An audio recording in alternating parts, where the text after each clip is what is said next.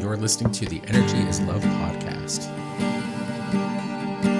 Okay, we have wet our whistles, and now the podcast can begin. Our whistles are wet. Right? This is going to be a fun episode. Truth be told. We hope so. Right? Truth be told, folks, we are Nobody's crying today. We're swimming in it over here in the Energy is Love podcast studio. Our lives right now are full of vim and vigor and lots of an emotional shadow work taking place for both of us. So we're kind of fucking tired.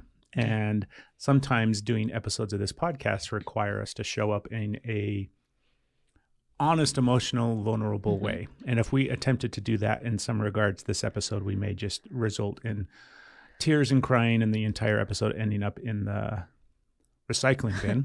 Yeah, there's nothing wrong with tears or crying, but sometimes when it's just nothing but like the heaving sobs, it's not a podcast that you want to listen to the whole time. Yeah, it'd be like 40 minutes of us crying and just apologizing for it. So this episode is going to be lighthearted and fun because we are going to discuss our top 5 favorite movies that involve some sort of energetic, spiritual undertone belief.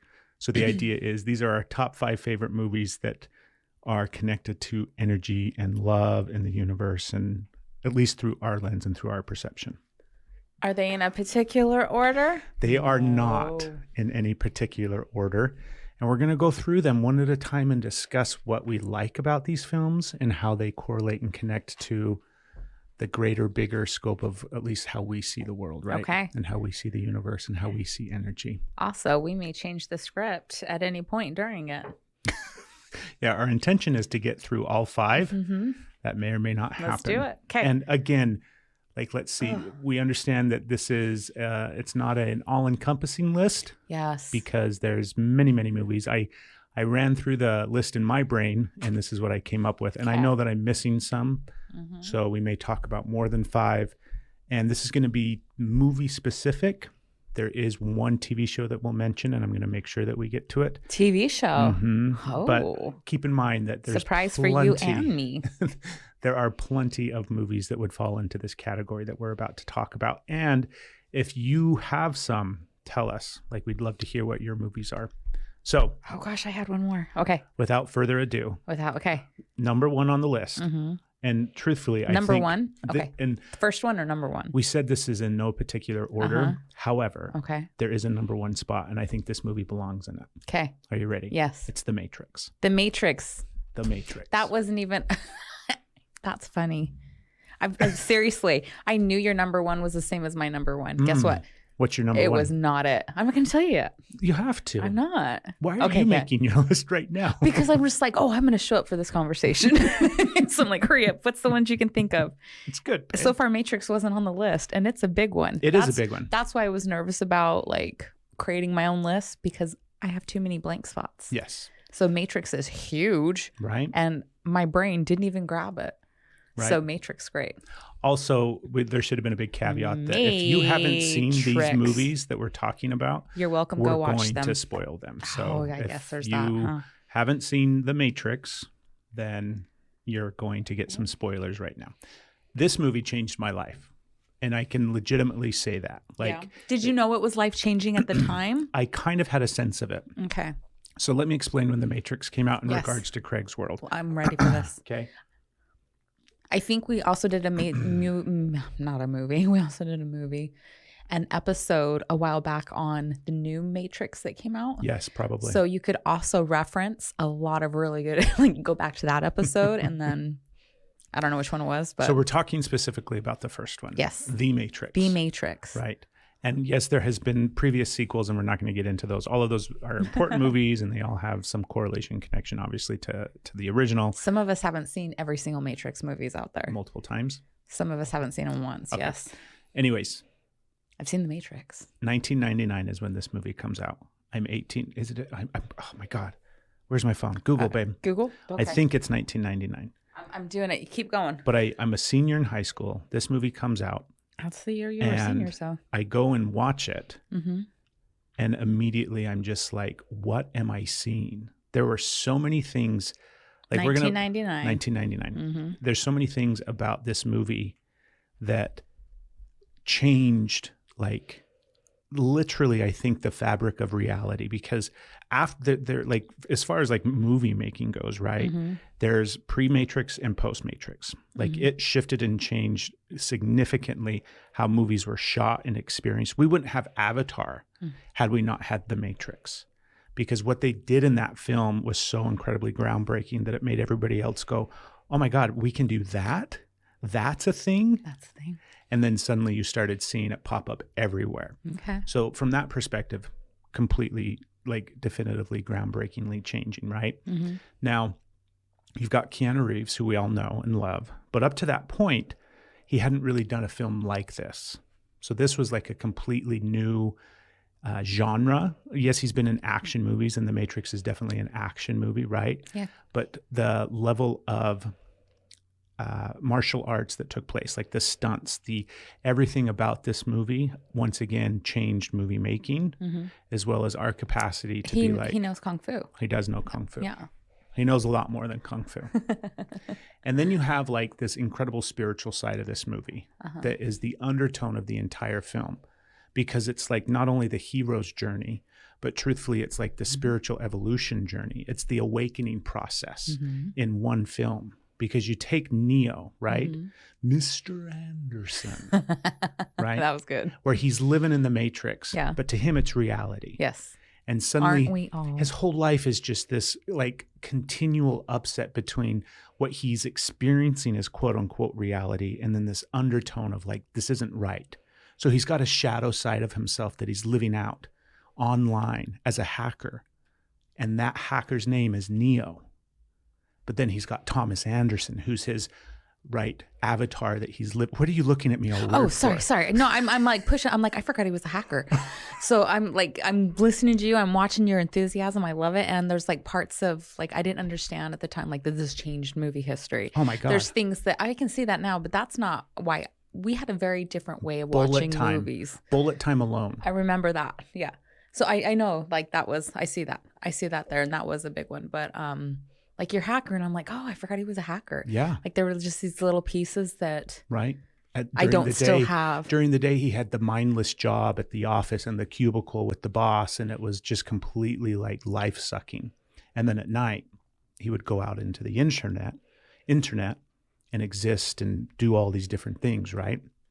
Anyways, eventually, he gets woken up from that experience. Yes. Right? He has a spiritual awakening. Yeah. He has a moment in that film where suddenly he's inside the Matrix, accessing it through his computer, and they start talking to him. How many times does the internet talk to us? Right. Via Google or Alexa or Siri, right? Yeah. How many people listen to the podcast right there just had to go end because we activated. So he has this interaction through the Matrix with something on the other side. It's Morpheus, but he doesn't know it's Morpheus, right? He just thinks it's somebody that's hacked his computer.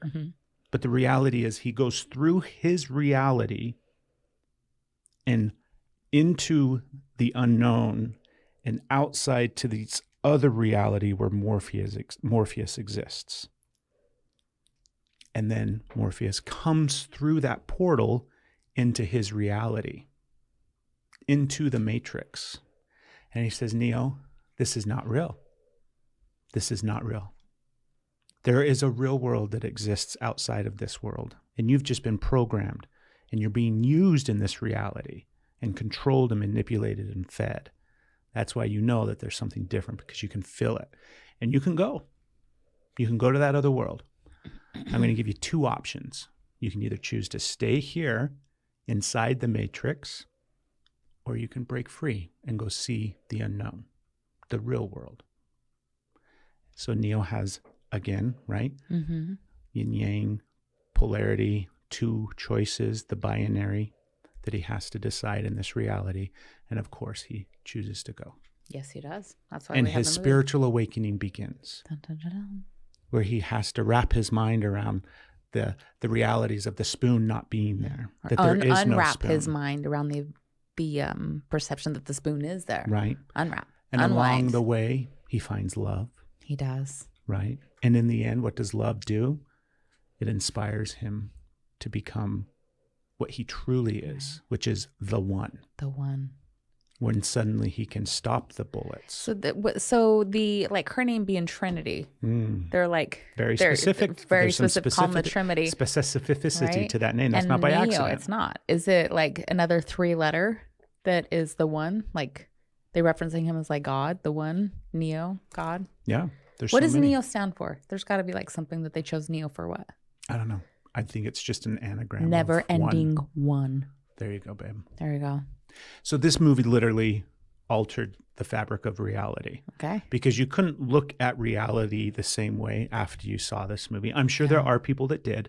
There's some people that I'm sure went to the film and just saw an action movie. Yeah. Right, with some cool kung fu.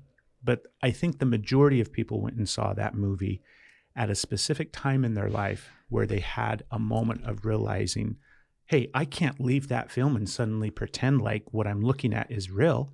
I have to start questioning what I have presumed to be reality. Any deja vu, right? You immediately are like, what is going on? What just changed? And this movie came at the cusp between two different time periods because 2000, Y2K, we were alive during that time period. We were. And it was a very Don't big say deal. it like it was that long ago. Like when we were alive back before they had electricity. But if you were born like Whew. from 2000 on, Right. you don't remember what it was like when 2000 came. Yeah, it was a that's big true. deal. It was a big deal. It was like, what the fuck The is turn of going the to century, happen? right? Y2K, Right? Google it if we you thought, don't know. what is going to happen here? It was a huge unknown. And the reality is, obviously, like spoiler alert, nothing happened. Everything was okay. It was fine. Right? Or did it? Or did it? Or did it? So I think it's Is that when we all like went like simulation? I Grab? think that the Matrix coming out in that time period leading up to the year 2000 happening and everybody like that was in our, not just our generation, but like think about it. We're 18, 19, 20 years old during that time period, right? So our generation of humans is right at the cusp of the transition in their life where they're going to be questioning things and then they see this film. Yeah. And suddenly it changes everything. Not just filmmaking, not just action movies, not just, what is possible to be seen and portrayed on film, but it changed the people that watched this movie. And this movie has continued to be like referenced. It's continued to like, we didn't know what the Matrix was until the Matrix. We didn't have any, like that word matrix meant nothing. Yeah. It was some, what's the, I don't know, that's a math term or something. That's some weird thing that like fucking math people use. I don't know what fucking matrix means, right? But yet after we saw the Matrix, everybody knew what the Matrix was. So that's a really big one. How many times did you see that movie? In the theater? The theater? I don't know. At least a dozen. In the theater, a dozen? Mm-hmm. Yeah. I want to say, I think it, like, because I used to keep track of all of those things. I used to keep my movie stubs. Like, I saw Titanic in the theater 9 times. Like, whoa. I know all of these, like, and I think, truthfully, The Matrix was upwards of 18 or 19 times in the theater. Mm-hmm.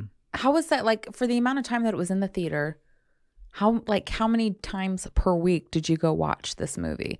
Which, no wonder, like, you have, like, such a very detailed and passionate description of. Like, how many times per week do you think you went and saw the movie? Well, when it first came out, I probably saw it twice that week. Okay. And I know that there was because I used to do this all the time too, where I would go and I would see, like there was a prime period in history for movie watching. And I don't think it was necessarily when I was watching movies in my teenage years.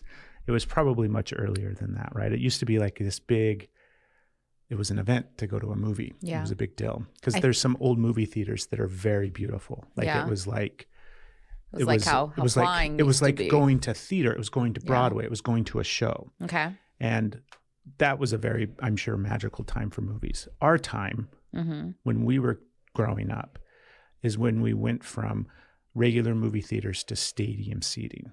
Okay. And when stadium seating happened, it came in conjunction with better sound and a bigger screen. So The Matrix came during that time period. So I grew up during this time period, and there was a very specific theater that I would go to in Salt Lake City called Century 16 because they had the best seats. It was stadium seating. It was brand new. It was amazing. So you were going to Salt Lake multiple times a week to watch The Matrix? Yes. Wow. Which was like a 45-minute drive. And there was a Wendy's right next to Century. And if I did if I planned my cards right, because I knew what. How much money did you have a teenager? Hold on. I knew what like theater 1 was, Okay. and I knew what theater 2 was, and I knew the different size screens for the different theaters. So I knew that if The Matrix was playing in theater 3, then it would be in the big screen that was on this side of the building, Okay. so that I could go to Wendy's and get a complete meal, and then I could come and put it by the emergency exit. And then I could go inside and get my ticket, and then I could go into my theater and walk over to the emergency exit and get my food. Damn. And then come sit down and enjoy my movie. You are a planner. I am freaking impressed with that. And then I would just hang out in the theater, going from theater to theater to theater, and I would only buy one ticket. So I saw multiple movies a day, and I know that there were days that I would go watch The Matrix and then immediately watch the next showing and just stay in the theater. Okay. But you can't just sit there because they come and clean. So you got to like go to the bathroom or go pretend to play video games or something. And then you go back into the theater and watch your movie. Okay. And all you got to do is walk by and there's my ticket stub. And they're like, yeah, go ahead. Anyways. Okay. So that has nothing to do with The Matrix other than it was a Confessions of a groundbreaking cinema lover. of a shoplifter. I said cinema lover, not Cinnabon also, right? Used to shoplift everything into movies. Anyways, the movie changed everything. And I think about it, like I still think about the movie on a regular basis. There's right now as we're recording this, Yes. there is some viral thing going around on social media where have I seen it? Women ask their husbands, how often do you think asked me about that. Rome? Right? And it's like the man sits there and be like, I don't know, I'll probably think about 2-3 times a week. And supposedly men think about Rome all the time. And I have zero understanding of why this is viral or why this question occurs. It makes no sense to me at all. Because like, I only know about it because of you. Yeah. But if you ask me that question, I have no, like, I don't ever think about Rome. It never occurs to me to think about Rome. It's not a time period in history where I'm like, I'm thinking about Rome. No. However, I think about The Matrix on a weekly basis. No, you don't. Yes. Weekly? Yes. Like the movie or just the theory? All of it. Because it's Keanu like Reeves is in your brain. I will think about every single week. Because I continually realize that I'm in The Matrix. Hold on. Like you legit think about the movie. I'm going to explain that. I want you to. Yes. Because I continually recognize and realize that I'm in The Matrix. Okay. Like 2 weeks ago, we're driving to jiu-jitsu and I see the same person drive by. Right. That there was the woman in the gray car and she drove by and she looked over at me and then she drove by it and looked over at me. And I'm like, what the fuck is that? Okay. That's the fucking Matrix. Okay. So I'm continually reminded on a weekly basis that I'm in The Matrix, which then naturally takes me to the film and it takes me to a scene in the film, random, different movie, different, scene in the movie. And keep in mind, I might not necessarily be thinking about the original. Okay. I might be thinking about this series of films, but I'm thinking about The Matrix. Okay. Oh, cool. All right. Yeah. So it changed my life. I see that. That's why it's number 1 on the list. That is the only movie that I've seen in the theater more than once. Seriously? Yeah. Hold on. You have only seen The Matrix in movie theaters more than once. There's not another movie that you can remember or think of? If there is, I can't remember it. I don't have memory of going to the same movie in the movie theater twice. Wow. Like it was just like even with us, like I'm trying to think. Did we? I feel like we had to have at some point. Well, if we not. did, then it wasn't because I chose, like, I want to go see this movie again. It was like, yeah, I'm going with the family. Yeah. So, let's try it this way then, for sure. This is the only movie that I have chosen to see in the theater more than once and that I can remember seeing in the theater more than once. That's significant. Yeah. That's significant. That's significant. I mean, I don't quite have the, 18, 20 times. But yeah, but the fact that is a one, like that is the only, yeah. Right? That's how special it is. It is a special. It is, and that we weren't together. We were not together. Right? No. We weren't. We might, no, because I wasn't seeing it at the Century 16 Theater either. No. So we weren't even in the same theater. No, but we were, don't get me started where we were. Because it's like I was watching our story. Right? Right. You just didn't know it. Or did you know it? You probably did. I did know it. You probably, because you're all romantic. That's the undertone of The Matrix is love. Yeah. The entire show is about love. The entire series is about love. I was not romantic, so That's okay. that's why it is okay. I'm It's because you fun. hadn't found Neo. I hadn't found. Okay, Right? number 2 on the list. We could Okay. obviously spend an entire episode on The Matrix, but this is a I comprehensive think we list. almost did. How much time have we got left? Number 2 on the list, at least my list. What was yours on number 1? I didn't tell you. I know. Tell me. Interstellar. That's on the list. Yeah. Yeah. Okay. It's not number 2, but now we're not in any specific order. Okay. Number 2 on my list is Cloud Atlas. Oh, I forgot about that one too. I wonder if so if, we might just have like opposite lists here, which is cool because then you get like more of a variety of movie night. So Cloud Atlas is a good one. Another movie. I really like. Okay. By this takes a gonna put moment a of C. explaining in Okay. order to do it justice. But the Matrix was written and directed by a brother sister. Oh no, wait, they were brothers. Sorry, the Wachowski brothers wrote and directed The Matrix. And then over the course of the next several years, one of them, I don't remember, but I think they both identify as female now. So they're no longer the Wachowski brothers. But I think when they did Cloud Atlas, because they wrote and directed Cloud Atlas, I think they were still the Wachowski brothers. And if they aren't, I apologize. And Did they keep the last name? Or were we using the right name? Wachowskis? Yeah. Yes. Okay. Yes. But now they don't do as many projects together. I don't think they necessarily work with each other anymore. And that's not part of the story today on the podcast. And now we've got the Wachowskis on the show. No. Oh my gosh. So Cloud Atlas is another one of their films, which I think is significant because it speaks to, I think, where they're coming from, like their perception of how they see the world and how they see art and how they see reality, because their movies have just the most beautiful undertone of spirituality and love through all of it. So Cloud Atlas is all about reincarnation. It's like a color palette that you haven't seen before. Almost is how they like. And so it's this beautiful, amazingly shot perform. Like you've got Tom Hanks, you've got Halle Berry, you've got Hugo Weaving, you've got, oh my goodness, so many amazing actors and actresses in this show. And it shows you this beautiful story that continues from like lifetime to lifetime to lifetime. And there's a handful of characters, there's a handful of actors that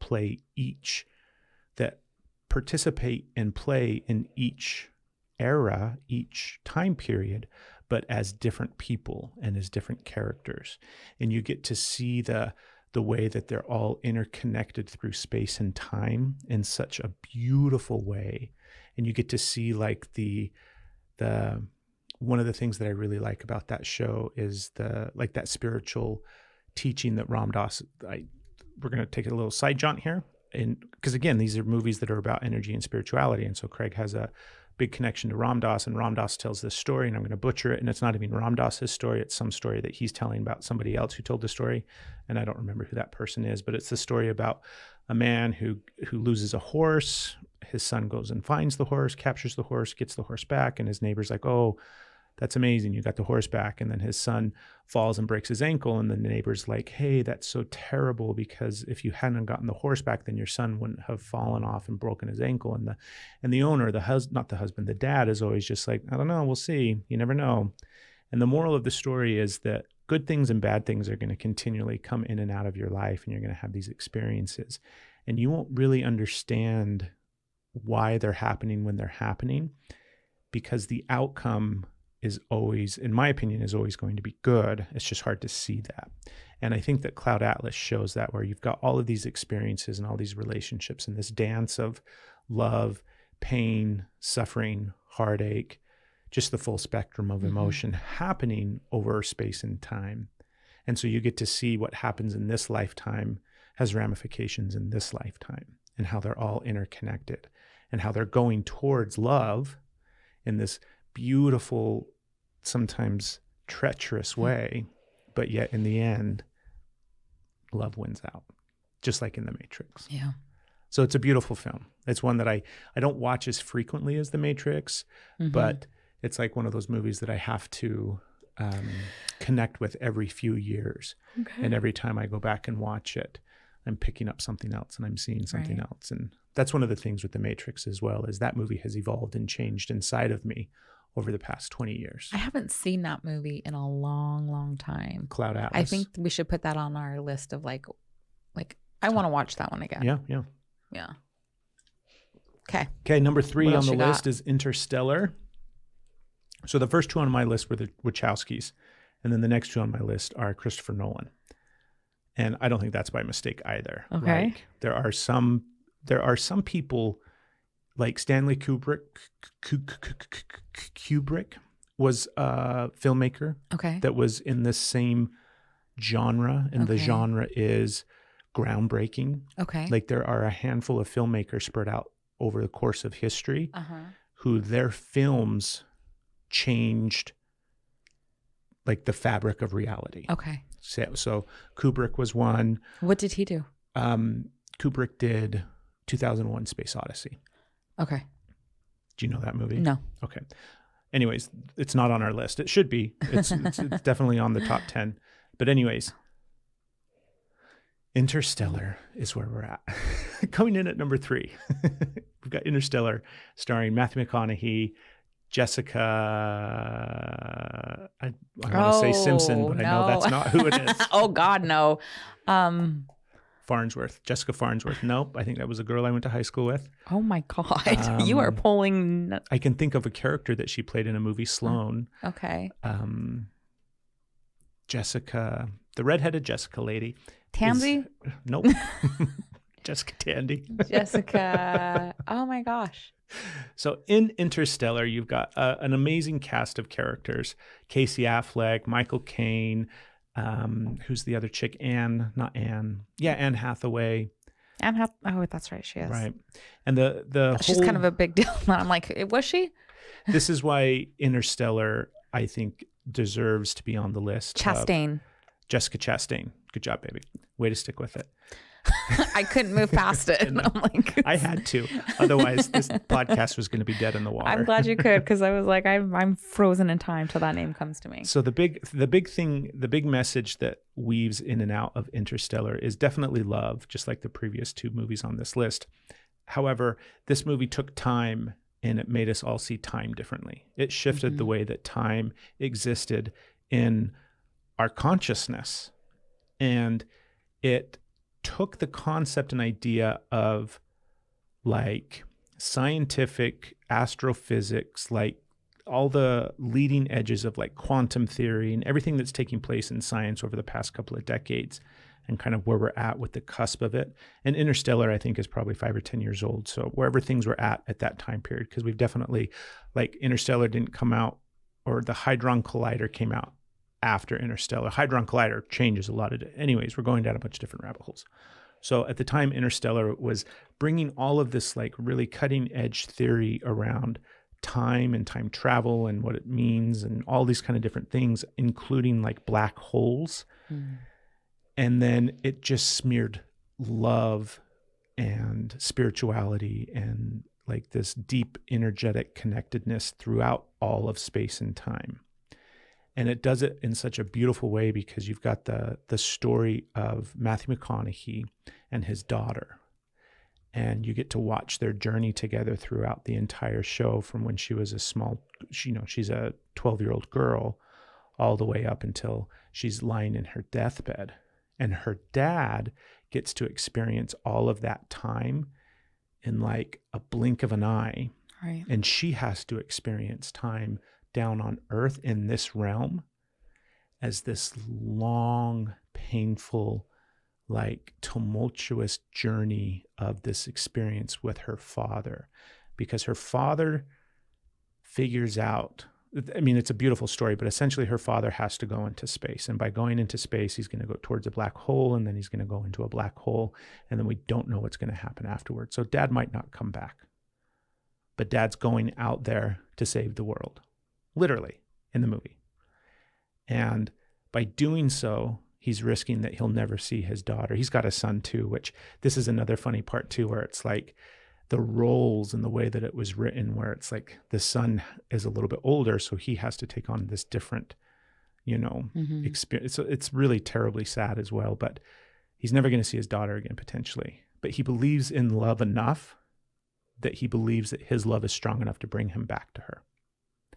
And then what happens is he goes out and starts dancing around the fucking universe and gets lost in space and time, in a sense, because time is so different in different places and in different realities and on different planets. And so 7 minutes on this planet might equal 30 years on our planet, or something along those lines. My math is a little sketchy. And what happens again, it's like he gets this experience in the blink of an eye, and it's all this, it's like this hero's journey of danger and existential angst and sadness and heartbreak and grief and loneliness and adrenaline and, taking the big leap of the unknown. Like literally I'm going out into space and I don't know what I'm going to be going towards. And the unknown experience of what that is, to then eventually dive through the wormhole of the black hole and end up in a different fucking reality where time is not even remotely close to linear in the ways that he has been thinking about it. So it takes time from the beginning of the show functioning like we rationally think about it in this reality. And then it just starts ratcheting that up to where it breaks your mind the way that time eventually works in the movie, to the point where you recognize that everything's happening at the exact same moment in this bizarro alternate dimension that was built by humans from the future. It's fucking amazing. And again, because it's got love just like completely intertwined throughout all of it, of course the movie ends with him coming back and being able to see his daughter again, who is now on her deathbed. And like it's just fucking unreal. Changed my life. Yeah. What do you think? What's your take on Interstellar? That exactly what like Craig said. I saw it once. It was pretty good. Well, that was not accurate. You like that one too, though, Yeah, right? Very much. Yeah, it's a tough one. Yeah, the moving through the dimensions and the reality, like the bookshelf, like that was so familiar, right? That it just like it was so easy to connect with, because it was like it put in pictures of familiarity that you didn't know how to express, and it was just it was a big deal. All of these movies that we're going to be talking about, there's a part of them that, like you said, it put into words, or it put in, like it took spiritual, energetic experiences that you have in this reality, and it put them up on the screen in such a way that you're like, that is really fucking familiar to what I experience. Like I experienced connecting into energy in certain ways, or like with Cloud Atlas, where you get a vision of your past life, or do you know what I mean? You get all of these different things that happen and take place. So that's what's so powerful, I think, about these movies, is because it takes us and it puts us into this other, like just slightly off to the left, and we all have some connection with that space, because that's the way the energy works.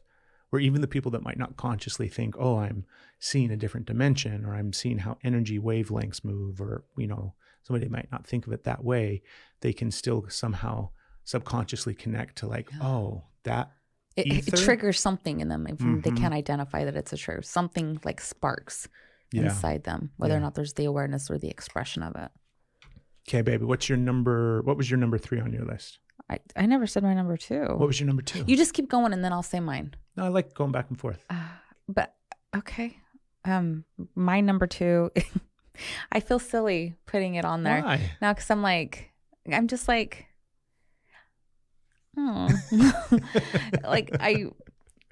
you're going to get into such, I know this is on your list. Okay. So you're going to get to it. It might be number 4, right? I don't understand why it's number 4, especially the way you've been talking about it lately. Oh, right. No specific order. No specific order. This is just like how they came in my mind. It's not I thought about what is my favorite. It's just how they came into my mind is the number that they got when I thought of them. Arrival. Okay. I'm glad that you put it on your list. It's not on mine. What? It's not on my list. Well, it's okay. Matrix wasn't on mine. What? Right? So, The Arrival with Amy Adams and Jeremy Renner. I don't remember the name of the director. I'm never going to be a resource for that one. I was going to say Forrest Griffin's in it. It's not Forrest Griffin. It's Forrest Whitaker. It's a great movie. And essentially, aliens land on Earth in multiple locations. We've also talked about it recently on the podcast, I believe. So okay, we don't need to spend a ton of time on it. However, it's a really amazing movie. And it also takes this idea of time, and it just goes completely non-linear. Time and with love it. and all of that. Yeah. Love is definitely the undertone in that movie. Mm-hmm. All of them that I have. Driven by her amount of love for an unborn, not even an unborn child, but a child that she has only imagined in her head. And yet somehow she believes enough in that child that she imagines in her head that she makes significant choices in reality that are dangerous and potentially life-threatening. And she does it because she can feel the love for that child that she's only been imagining in her head. But spoiler alert, she wasn't imagining it.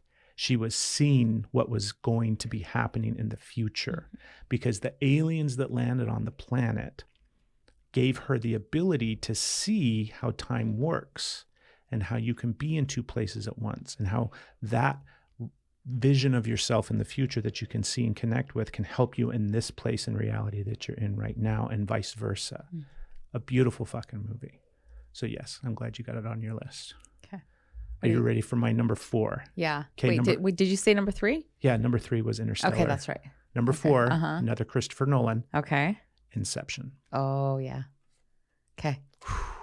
Let's go, Craig. Oh my God. Well, hold on. I need my top. You need something. I need my, no, like, get it? Yeah, I know what you're From talking the- about. Yeah. Come on. You need something to ground yourself where you're at. Otherwise, you don't know where you're going to be. What do you think my cards are, baby? I know the exact weight of my cards. If these cards were ever off and I picked them up, I would know that I was somewhere else. Something was wrong. Dun, dun, dun. Anyways, Inception, another Christopher Nolan movie that truthfully as well, just like The Matrix, changed movie making. Okay.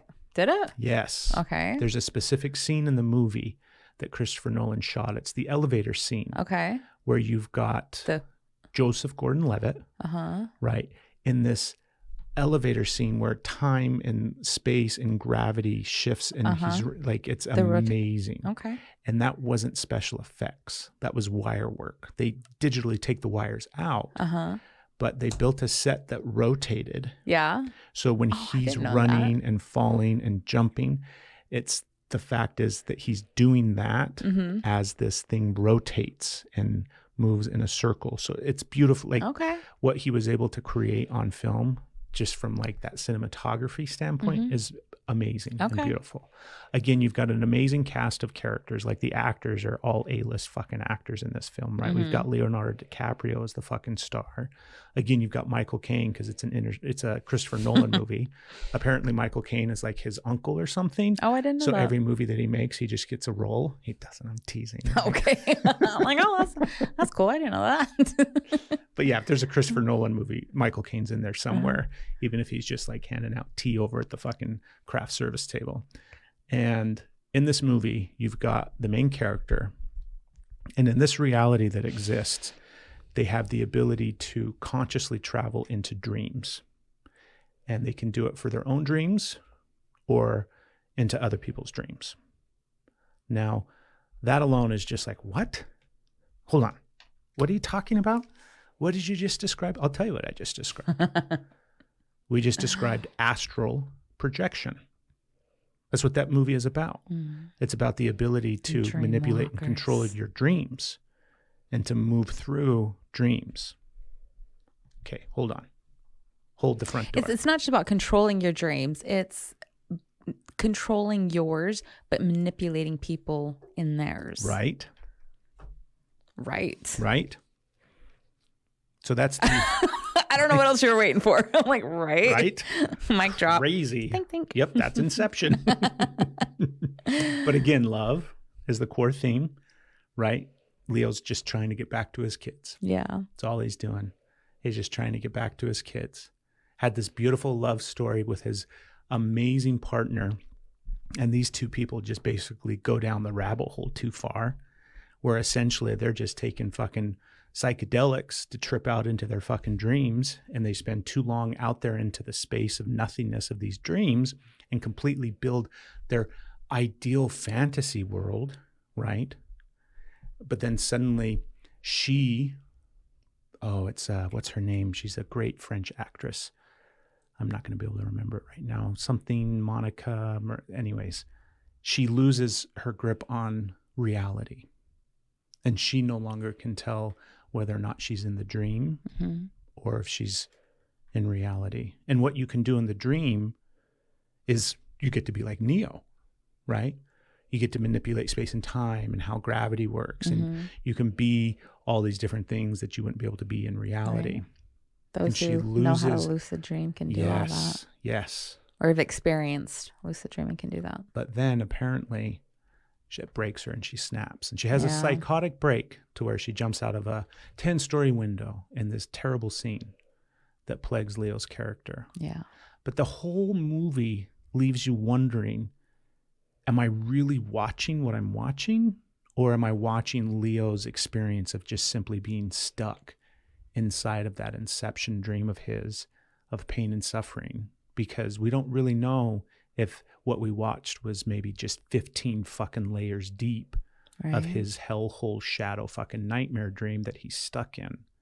Or did we see kind of what it was painting it to be? So literally, like this movie, again, all of these movies we could do entire episodes on. And have the podcast been out when these movies came out, probably guaranteed we would have been talking about them. So that was number 4 on my list, Inception. What about you, babe? No, you finish yours. Okay. Number 5 on the list is a more recent film. Okay. It I'm won trying the to read Academy what you wrote. Award I can't see. for Best Picture last year. That's not going to help me. And it's Everywhere, All at Once. All at Once. Okay. Everything, Everywhere, All at Once. Yes. Yes. I like that movie a lot. This movie, like, oh my goodness. I've only watched it once, and it breaks my heart because... No, we watched it twice. Did we? Yes. I don't think we did. I think we did. Anyways, this movie maybe again... it hasn't happened yet, but it already happened. Yes. Love, undertone of the whole movie. You've got a tragic story between a mother and a daughter and their journey through space and time and different realities and dimensions and how it all plays out. This movie is about generational trauma. This movie is about splitting like space and time again. This movie is about like reincarnation and alternate dimensions and all of these kind of different really far out ideas, but woven in such a way that it's just absolutely beautiful. I can't say enough of this movie. Yeah. Yeah. But that's it. That's all I'm going to say. That's all you're going to say? It speaks for itself. It does. It's a really good movie. And it's a new one. It's recent. So you've probably seen it or you can definitely still watch it. You should. If you haven't, you should. I really like that one. I did too. It was really, really good. What's your list? Finish your list out. Okay. Well, you're like all these recent, like big ones. Like some of them are like old. These two are old. And I know this one because we watched it recently. Yeah. But there's another couple that are just like they're old, but they did they changed the way I looked at things in a sense. And they I'm so excited. They made me like believe in. It was like this, I don't know. Okay, so I won't get into it. Let's hear it. The thing. So, Field of Dreams. We just watched it recently. Also, like, I watched it differently watching it with you. Oh, yeah? Because it was like this connection and this trust and this building that was like always, but like I missed, like it's about baseball, right? But baseball wasn't significant. Like, what's that movie really about? Well, I know it's not about baseball, but that's their that's how they sell you. Not how they sell you, but like their it's like almost their connection to reality. It's something that you can connect with, so you can like when you have like believe in the unbelievable, but you also have connection to, like, if you have it with sport, you have the current players, you have the past players. You're able to, in a sense, connect with the different times. Yeah, it's a all beautiful happening all at once. movie. Is the same. So that's like their way to like join that unity, so they can see the vision at that point. And it was just like cool watching, because I realized how not only did it have all this energetic and like the supportive and this like really trusting, when you get that knowing and that voice and that pull to trust and go with it. But I was like, how significant that movie would have been for you because of all that. But then like baseball was a pretty big deal. So it tied in this like love and all these different things. So Go ahead. No, that was it. Go ahead. No. It wasn't it. I I totally was cut go. you No, off. no, please. Keep going. No. That movie's about love. Love. And that movie has been very significant to me throughout my life for a variety of different reasons, like you mentioned. Huge fan of Kevin Costner, obviously. Like if you're in our generation, then obviously you have a love affair with Kevin Costner and his butt. Like it's a whole thing. But so that's an Don't act aspect like of you it. don't. And then That wasn't to you. That was to the. I know you do.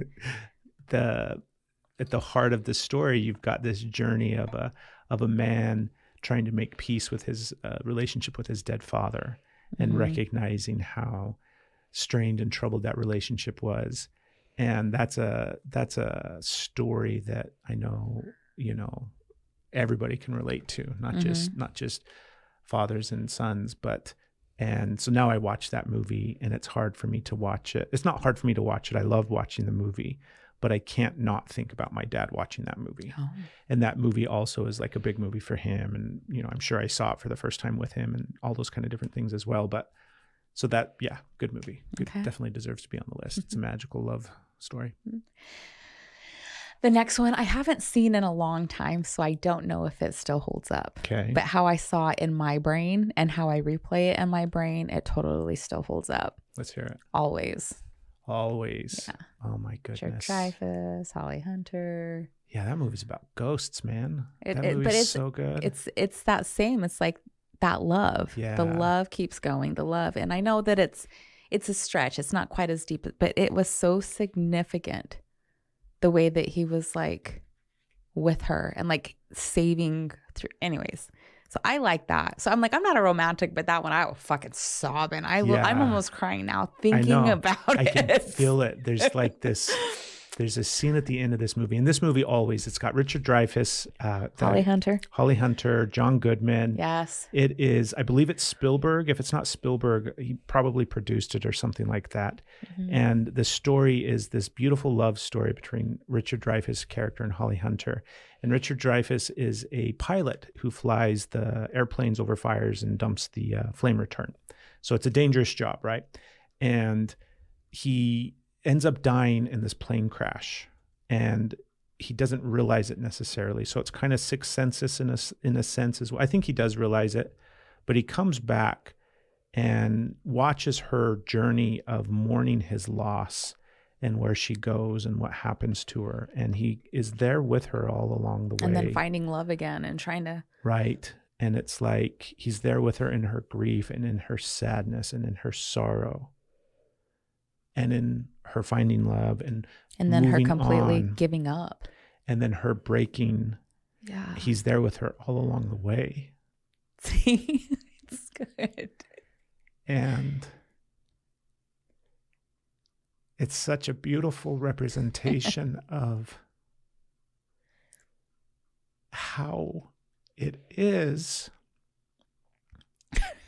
with the people that we love and after they pass. We said no crying. We tried. So that's in a beautiful movie as well. Yeah, that's one that gets me every time. It's one that I, don't watch. It's definitely not the 18, 19, 26 times that I've seen The Matrix.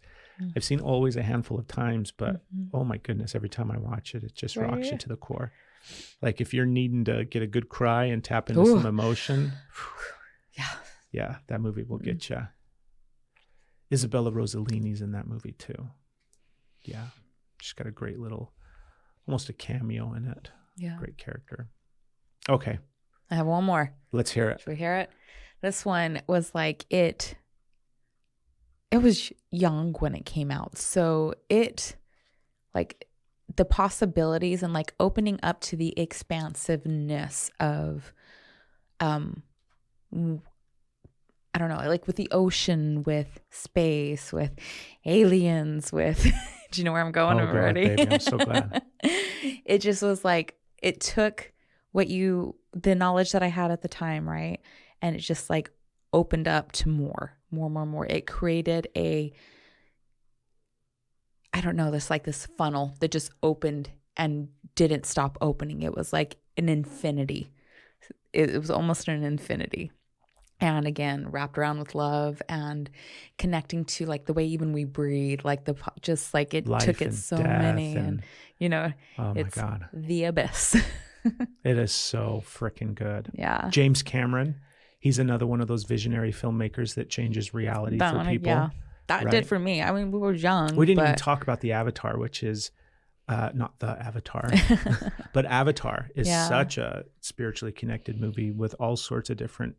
I mean, it literally is showing you what's happening where we're inhabiting avatars, right? It's a consciousness inside of a meat sack. But the abyss or abyss, I think it's just abyss. Oh, yeah. It's like the internet, the it Google. Is like, oh my God. I hadn't thought of that movie in a long time, and I'm glad you brought it up. But it's funny because the first thing that stands out to me is essentially there's always a lens of seeing some of these movies, right? It's like we could just make The Matrix be a cool action movie with kung fu and some amazing, shots. And all of these movies are like that, where Field of Dreams is just a baseball movie. Interstellar is, Matthew McConaughey. Just an astronaut show. Yeah. Oh, there was another astronaut one that was good. Yes. Sandra Bullock.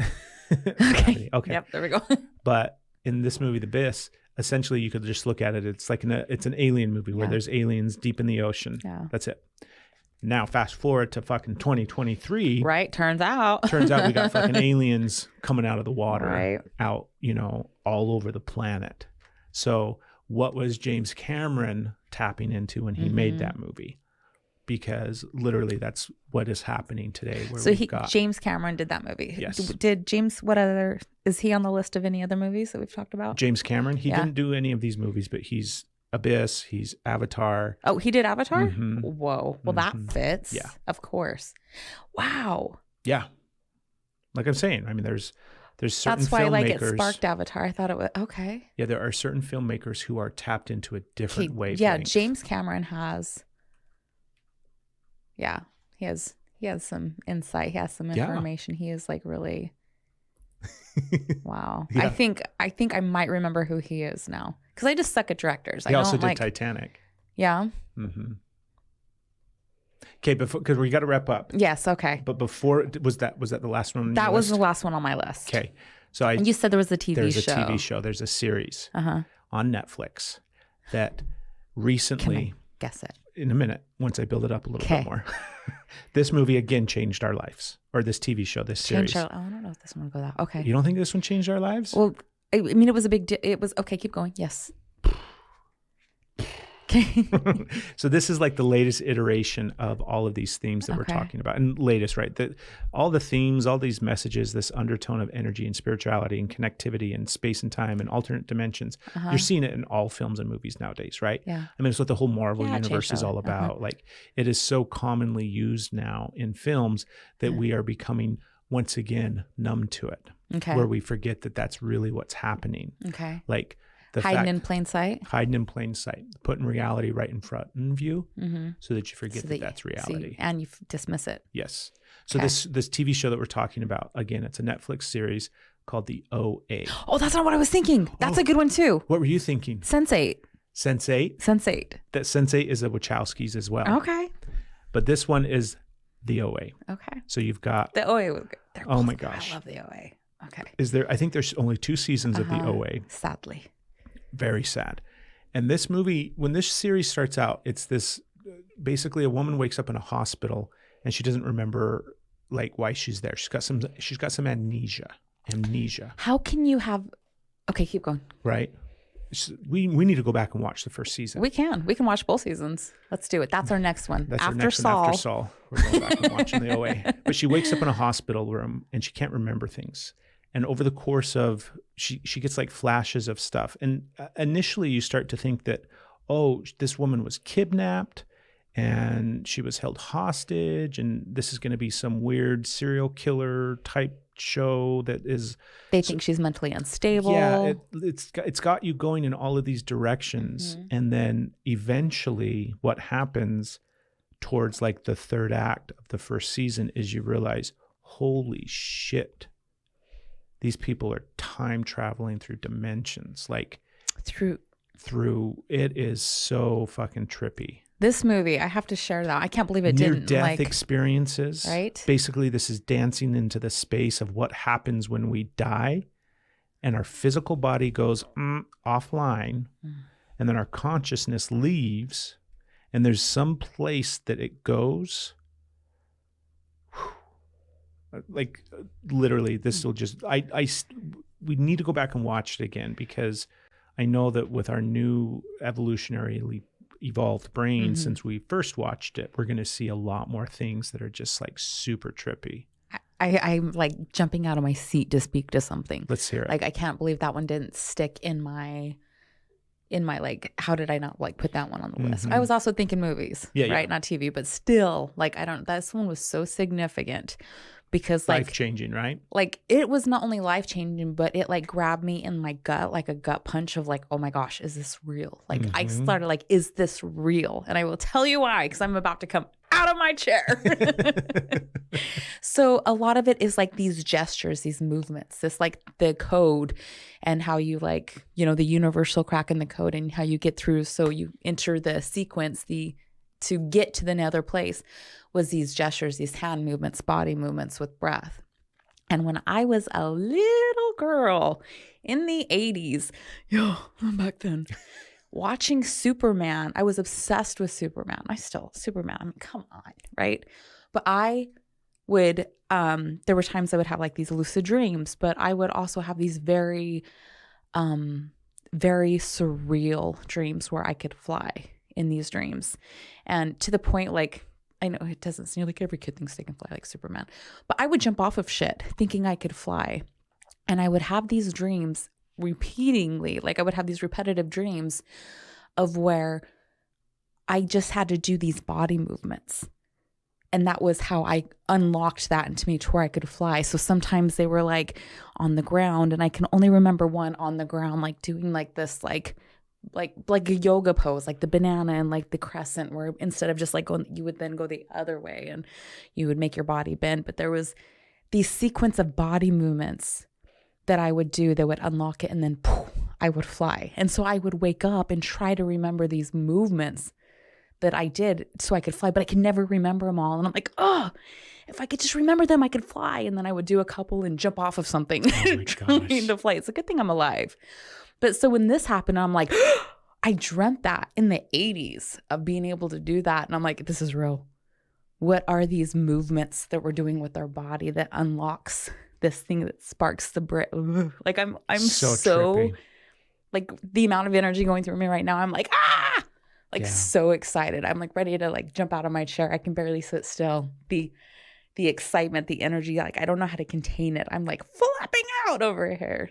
It's good. Feel kind of silly because you're like, yeah, crazy lady. But Not I'm at like, all. I think it's real. Not at all. I just don't remember what they are. I completely agree with you. That's the whole thing. Is it's also, like, don't jump off of things, people. Because in this show, she's held captive by definitely a crazy serial killer I'm guy. so excited.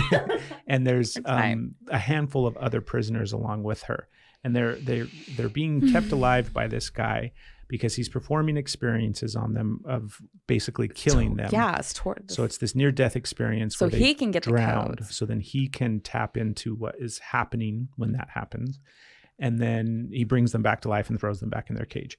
And they're like, okay, well, this sucks. We got to figure out how to get the fuck out of here.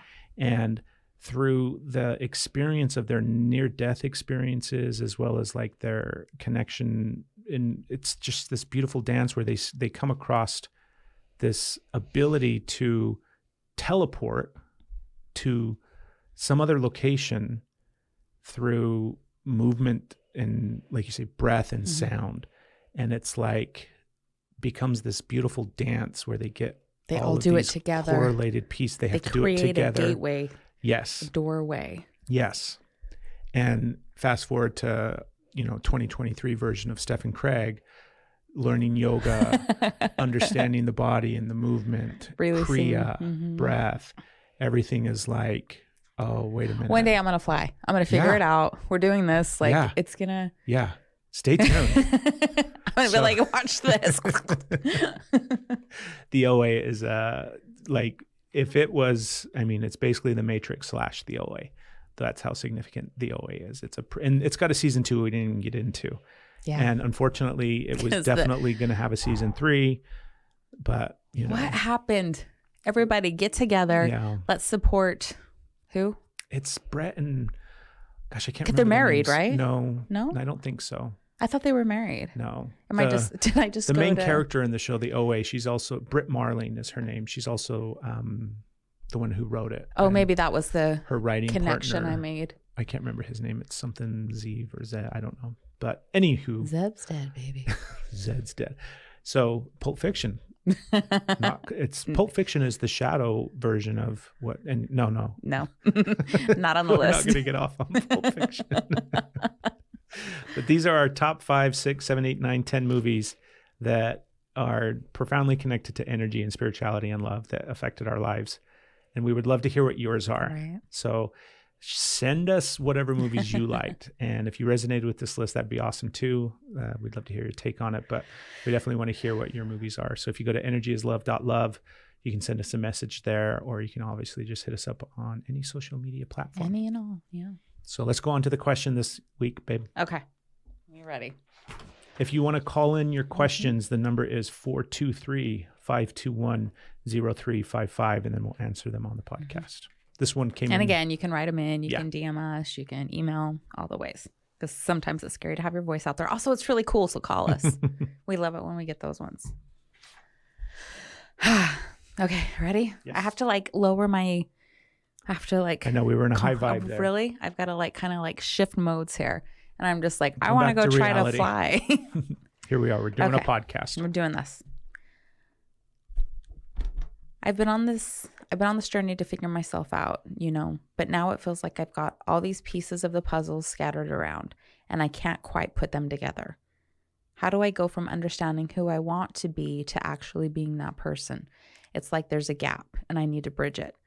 Any advice on making those life lessons stick and becoming the real me I've discovered? I love this question. So it's like the spiritual journey. It's the growth process. It's the healing process where it's like you can recognize and glimpse the version of yourself that is out there, or you're striving to become a different version of who you are. And you're trying to shed all the old patterns, routines, coping mechanisms, pains, all these kind of different things. But there's this new version of you that's trying to become. And for me, I can relate. This is something that I feel like I'm kind of in the midst of myself right now. And what I keep coming up against is I have to, because it's the same old thing where if we want our lives to be different, we have to do different things. If I want to be a different person, if I want to be the version of myself that I can see, I have to do different things today than I did yesterday. So all the things that I'm accustomed to doing, or all the things that I have decided are me, this is the type of person that I am. I do this. I'm the type of person that does that. All of these stories that I have about myself in regards to how I'm living my life, or all the reasons why I can't, right? It's twofold. It's not just it's not my perception of who I am that I have to allow not only to question, but truthfully, if I really want to become the version that I can see and glimpse, I have to be able to let go of the version that I am. So it's not just the stories that I tell myself to keep myself small, or all the excuses that I create in order to avoid doing the things that I want to do. Yes, I have to recognize those things and question those things. Why am I stopping myself from doing this? Or why am I stopping myself from doing that? But truthfully, I think in order to become what you want to be, you have to allow the old version of you to die. You have to literally say, I can't become this new thing if I'm continually clinging to this old version of myself. So what that means in practicality and how that looks, and I'm just speaking from my own experience, is I'm just literally addressing everything from this perception of, can I let this go? Can I let this go? Can I let this go? Can I let this go? Can I let this go? And it's across the board with everything. It's with stuff and clutter and property and things that we keep and things that we hold on to, materialism. It's concepts and ideas that I have about who I am. It's belief systems. We just got done recording a podcast about energy and love and spirituality and all these kind of different things. And I have to be willing to let that go. I have to be willing to let this go. I have to just essentially allow everything that I believe to suddenly go away so that I can become this thing that will believe differently than I believe today, or that will experience life differently than I experience it today. So I not only have to do more, and more isn't necessarily the thing that you have to do. I think it's, I have to do the work to become that version of myself. And it is being accountable, and it is like not, succumbing to the excuses that we have and what we tell ourselves, but it's also the bigger overarching thing that will really, I think, take you from one version to the next version, is being willing to let that old version die. Yeah. And just mourning that process. Because there's things that I find that I'm butting up against, that I'm continually holding on to, that if I let those go, it will feel like this massive amount of grief that I have to feel in order to let that holding on to, like I'm holding and clinging on to ideas, concepts, beliefs, even just things that is like, let that go. And I'm like, I can't, because if I let that go, the amount of grief that it will bring. But that grieving process and that death of that version of me that is holding on to something and clinging to something is what's keeping me stuck in this old version of myself. And if I could go through that grief process of letting that go, I could then become this new version of myself that I want to. So that's what I would say to that great question. What do you think? I love that. I would add just a couple of layers with that. And from my perspective, right? If this fits, it fits. If it doesn't, But take it or leave it. Right. It doesn't mean that you must dismantle your life. It doesn't mean that you must sell everything you own, leave your family. It's not like the Buddha, where you have to go through the experience of where you release and relinquish everything, because there can be attachment to nothing. And then later find out, I didn't really have to do that. It's the things that really aren't serving and aren't allowing you to grow and are keeping you with the past, and the stuff that you're afraid to let go of, afraid of the grief, and you only know how to do it the way that you used to do it, letting that go. And it's just being curious about what else, right? That these tools that you have, you mentioned, how did you word it? Making those life lessons stick. So these pieces of the puzzle scattered. So how you said that, just getting curious about how they do fit and trying it new. It's like they say, brushing with if you're right-handed, you're right hand dominant, then brushing with your left hand, you're working these other parts of your brain and your energy to try something new, and allowing those to come in and to be different, allowing different shades to come in, allowing different, just the different, embracing the change, embracing the release. And also not waiting for others, not feeling like you're there when others recognize that you're different. When others stop treating you like the old you that they know, before it sits that you are the new you, that all of that takes into place. You get to recognize who you really are. And it doesn't matter if anybody else recognizes who you really are. You get to see it, and that is enough. I love it. Yeah. Love it, love it, love it. Okay. Thank you for the question. Again, you can email those questions if you go to info@energyislove.love. That's the email address. But if you go to energyislove.love, just the website, you can also contact us. That was all really confusing. Right. If you add info at the beginning, it's the email. You take it away, it's the website. Right? People are like, fuck it, it's too hard. I'm not going to write it a question. So call us at 423-521-0355 and leave us a message. So much easier. We make it as simple as possible, and then we overcomplicate it ad nauseum. This was a fun episode. It was. We really want to hear what yours are. So shoot us those, literally, I'm dying to find out what people think and what their movies are and what their shows are. And if you think there was one that we really missed that deserved to be on the list, reach out, because we want to know what it is. So. We'll either be like, oh, yes, or we're going to go watch that. Yeah. I know that there's going to be some recommendations that we're like, oh my God, I can't wait to watch that one. So thank you, everybody. We'll see you next week.